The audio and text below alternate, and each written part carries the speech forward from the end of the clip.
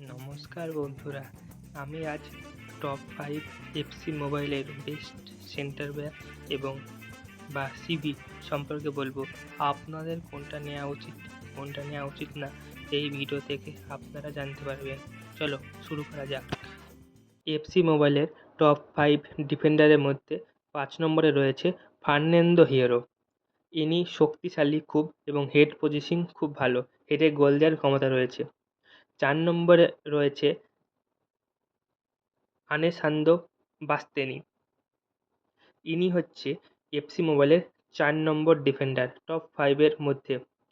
এনার শক্তি খুব বেশি, ডিফেন্ডার হেড পজেসিং আরও ভালো। 3 নম্বরে রয়েছে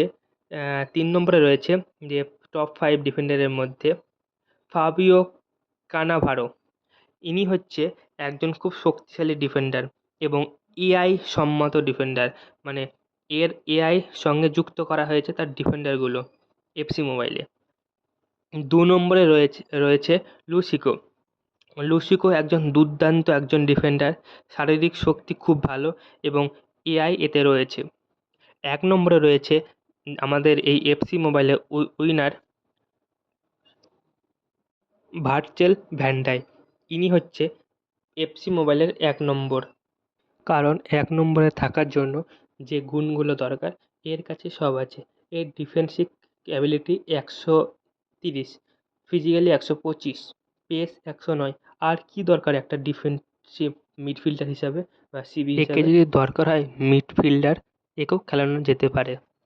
নিচে কমেন্টে জানান আপনাদের মধ্যে এইগুলোর মধ্যে কোনটি রয়েছে, সেন্টার, মিডিল, অ্যাটাক।